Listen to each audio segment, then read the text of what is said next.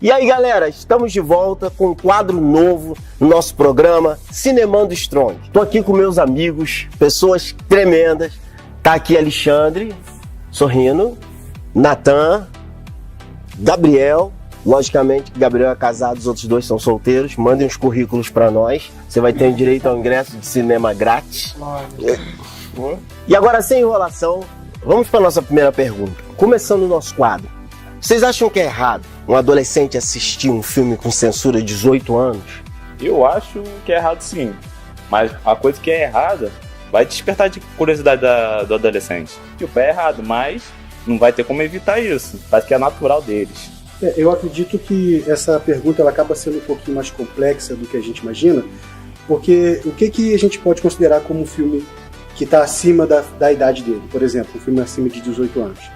Algumas coisas que a gente pode considerar. Às vezes essa cena que faz com que essa classificação fique para cima de 18 anos, é só por causa da questão do sangue, por exemplo? Porque se a gente usar como exemplo filmes como os da Marvel, você não vê cenas com sangue. Numa cena onde se corta o braço, se tem uma cena de luta, você não vê sangue. Justamente para que o filme ele tenha essa classificação livre. Se tivesse o sangue como o filme do Wolverine, por exemplo, do velho Logan, é um filme que já ficou com classificação para adulto. Claro, ali tem um palavrão ou outro, porém o que mais destacou para que ele ficasse um filme com uma classificação para cima de 18 anos era justamente por causa da cena de violência. Então nesse caso a gente tem que pensar o seguinte, com quem essa criança está vendo o filme? Será que ele já tem compreensão daquilo que ele está assistindo? Será que ele tem permissão por parte dos pais para assistir o filme A Paixão de Cristo? Ele tinha uma classificação para 14 anos. Eu acredito que dependendo daquilo que você ensina para o seu filho, uma criança de 12 anos já pode assistir A Paixão de Cristo. Trilha sonora. Afinal de contas, o que é uma trilha sonora? E uma trilha sonora pode salvar um filme ruim? Com toda certeza.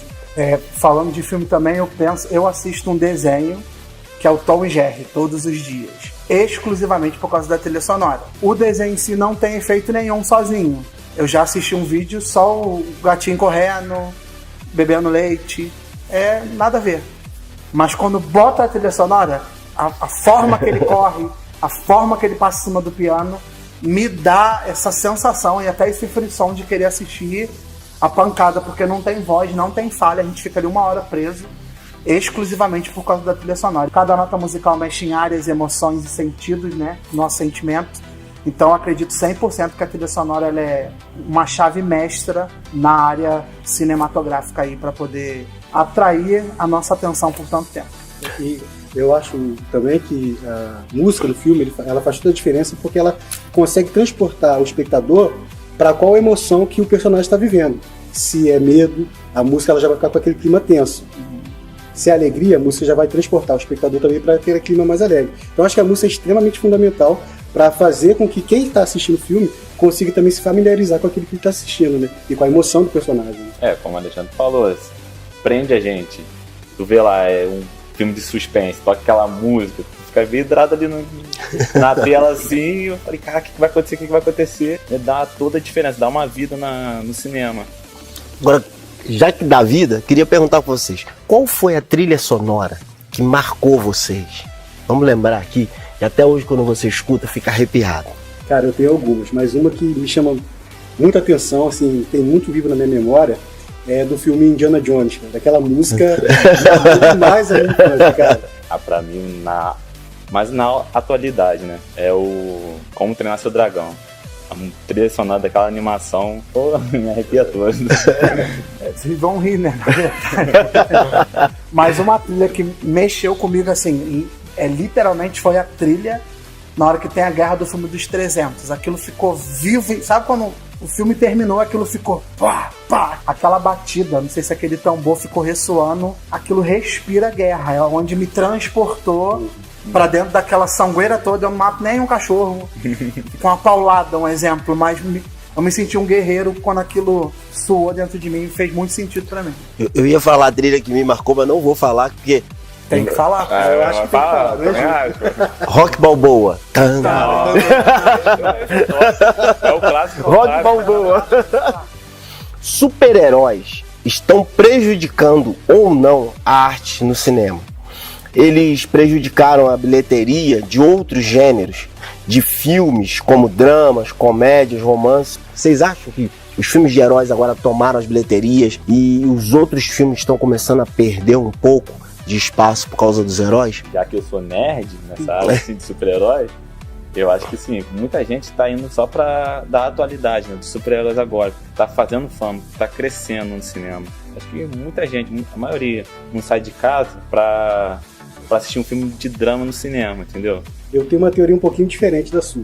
Assim, eu tenho 40 anos agora e eu vou falar um pouco daquilo que eu vivi em relação aos quadrinhos, por exemplo. A gente viu até uma comoção de alguns diretores, atores, reclamando dessa sequência de filmes de herói.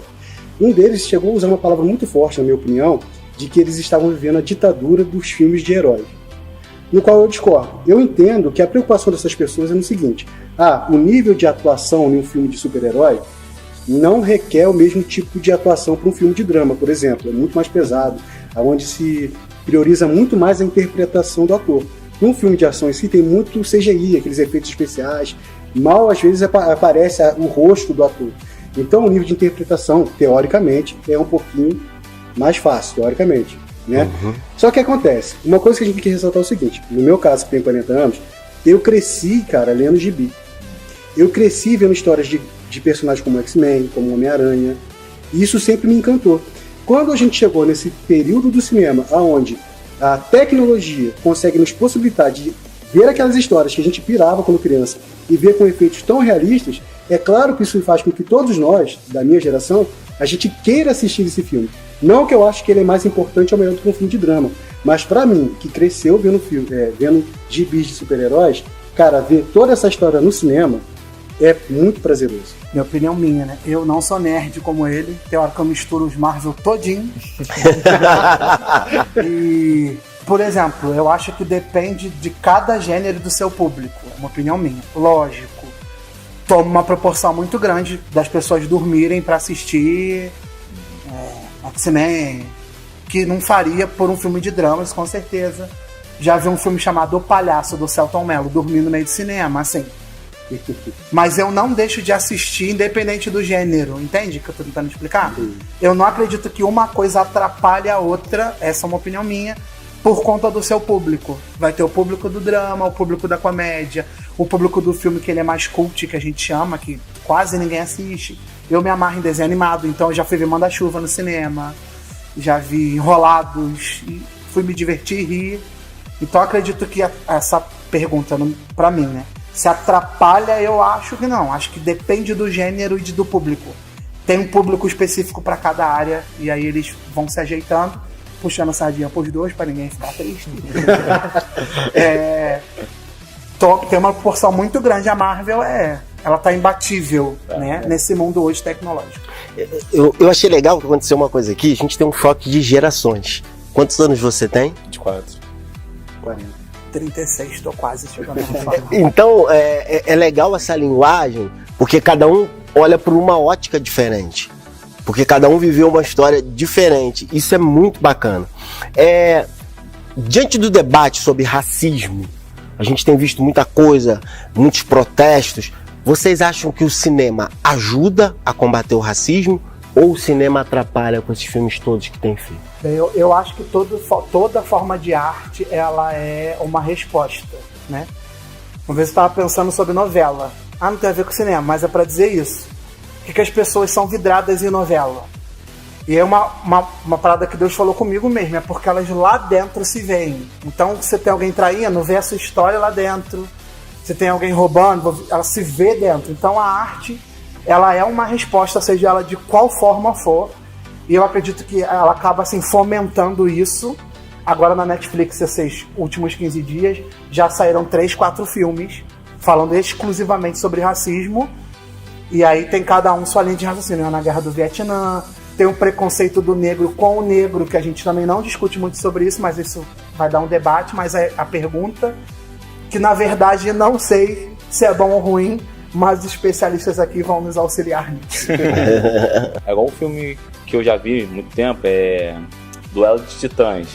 Esse filme é um filme excelente, porque um professor negro, um treinador negro, né, que vai treinar futebol americano numa escola só de brancos, pra fazer aquela união de negros e brancos, deve ser uma tarefa muito difícil.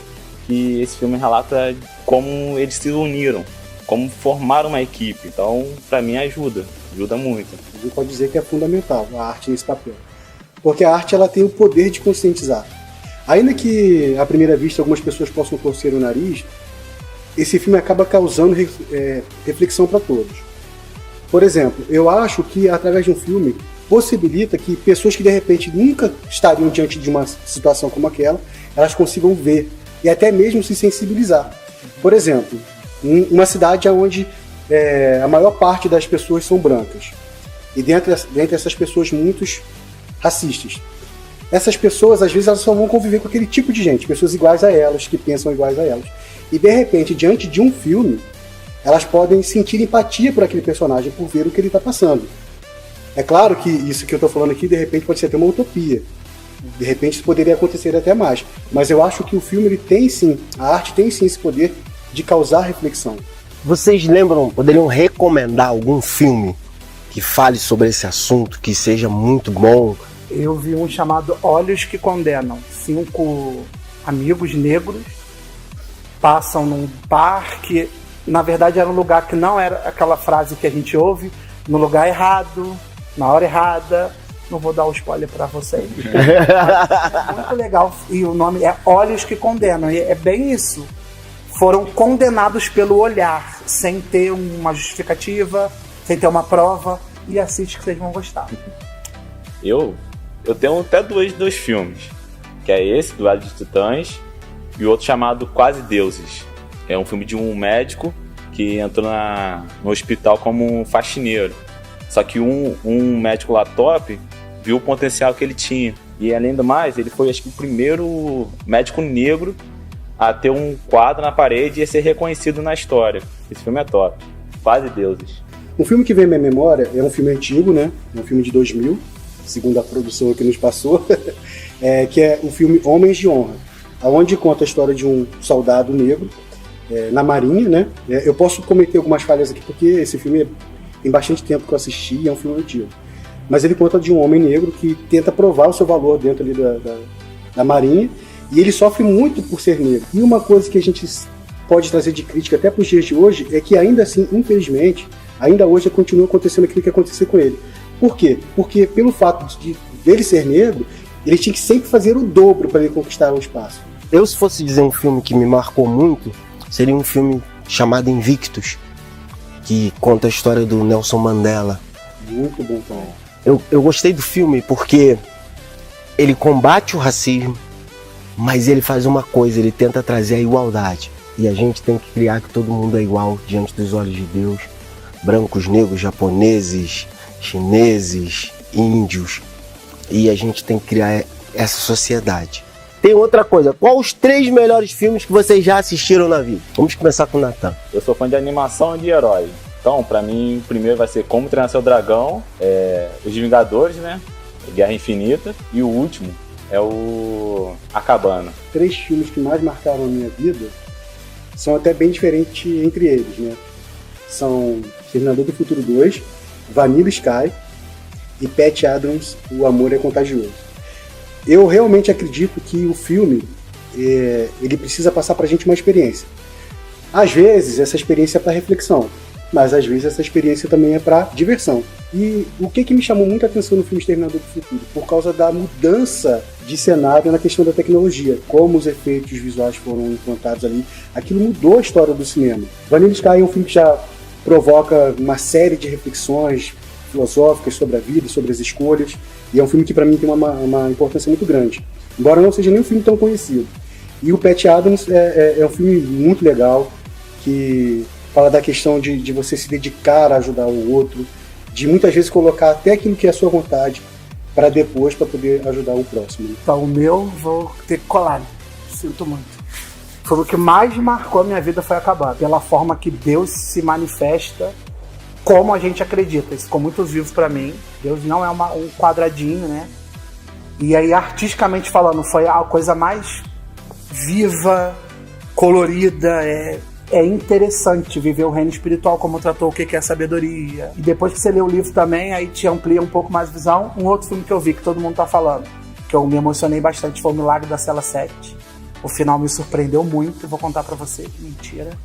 Foi top. E por último, também um filme que eu vi, que alguns vão rir, foi Toy Story 4. Que eu vi no filme o tratamento de um discipulado. Porque o Woody tenta provar pro Garfinho que ele não é o que ele foi planejado no plano original, né? Ele precisa fazer um retorno aí, ele não é do lixo. É um filme bem legal pra você poder ver e se divertir, como o Gabriel disse. Então vamos inverter agora a pergunta. E o pior filme? Tem um monte. Acho que pra mim, os 2 piores filmes que eu já vi, o do Netflix, eu vi um tal de Atlantique, que eu não sei explicar nada até agora. Não vejo, é ruim. E o Palhaço do Selton Mello, assim, pra mim não teve sentido em nada do que eu vi naquele dia, eu dormi. Bom, tem 2 na verdade. O primeiro é um filme muito antigo e muito ruim, que era pra ser de terror. Eu acho que era pra ser. É Anticristo. Nossa, que filme horrível. O outro é o Exterminador, o último agora. Esse último. Nossa, não entendi nada da história ali. O cronologia foi todo errado, todo ao contrário. Então, pra mim foi horrível. Eu não vou saber te dizer um filme. Porque quando eu vejo um filme que eu não gosto, que eu acho ruim, o que de certa forma é até difícil, eu procuro sempre dar uma chance. E quando a gente anda na contramão da crítica, por exemplo, tem um filme que todo mundo gostou, todo mundo falou, o filme é o máximo. E você foi e falou, não achei nada disso. Tem algum filme assim? Tem, Senhor dos Anéis. Vão me matar, mas não vai ser todo dia. Mas não faz sentido. Você não é precioso. O resto eu não sei mais. Pra mim foi esse Exterminador agora. E teve outro também que é o X-Men. Uma história totalmente retorcida, distorcida. Futuro, sei lá. Comigo aconteceu o contrário, né? Todo mundo dizendo que não gostou. E quando eu assisti, eu gostei. E até foi um exemplo, assim, até uma história um pouco mais recente, que foi com o filme do Batman contra o Superman. E aí eu vou entregar aqui, né? Você também não gostou. Vou entregar até um pouco aqui o nosso diretor, né? / cameraman, o Daniel, que quando ele viu algumas coisas do filme e tal, ele viu a crítica e falou, pô, tá todo mundo que caiu marcando no filme e tal. Só que mesmo assim eu quis assistir. E aí, diferente dele, de outros amigos e de uma grande maioria que não gostou do filme, eu gostei, eu curti a experiência. E aí foi engraçado porque a reação dele, de Daniel especificamente, eu falei, mas como assim? Você gostou? Tipo assim, pô, ninguém gostou, como você vai gostar? Mas eu gostei, e eu acabei indo um pouco na contramão do que a crítica dizia. E estamos em período de pandemia, quarentena. Qual filme que você recomendaria pra alguém ver? Anotei aqui os meus. Toque é top.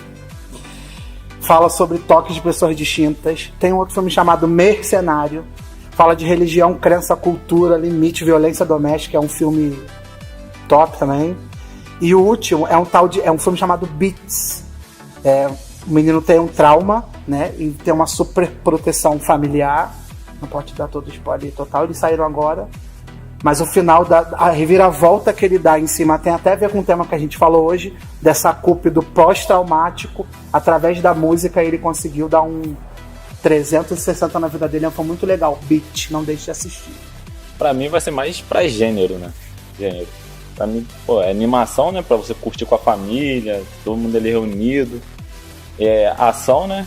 Que é uma coisa muito maneira, muito legal. Comédia, só que comédia bem mais leve, né, do que algumas pesadas que existem. E de drama, né? Porque drama sempre tem aquela superação na tua vida, que você mesmo pode se identificar. Então o drama também tá numa lista maneira. Eu acho que a gente vive um momento hoje onde as pessoas estão muito confusas, estão muito nervosas, a polarização em relação a tudo está muito grande. Então de repente você começar a assistir coisas que de repente te façam refletir, te façam repensar algumas coisas. Um filme que é muito bacana para a gente poder compreender isso e ter essa reflexão é o Quarto de Guerra. Porque ele nos ajuda muito essa questão da gente entender que as nossas batalhas, elas não são vencidas com as nossas forças. E a gente está diante de uma situação exatamente assim. Porque tudo que está acontecendo aí a gente não pode fazer nada. Existem palavras que mexem com você. Existem mensagens que são para você. Nós não somos pessoas iguais. Como o Gabriel relatou, tem uma mensagem que pode mexer comigo, que pode, de repente, não fazer efeito nenhum no Alexandre. Busque nessa quarentena crescer um pouco. Ver aquilo que realmente vai te tirar do lugar onde você está e vai te levar para um lugar melhor. Gabriel, obrigadão. Eu que agradeço, cara. Vamos fazer mais coisas juntos Foi um aí. prazer, de verdade, cara. E debater com pessoas diferentes, cara, me fez até... Eu tô aqui cheio de ideias pra filme pra assistir daqui a pouco. Natan, obrigado. Tamo junto. Te amo muito. Xande, não adianta dizer que vai me abandonar, que não vai. Eu preciso ver muito filme de escravidão. Vocês não sabem. Mentira, é um prazer estar aqui com o senhor. Tamo junto aí.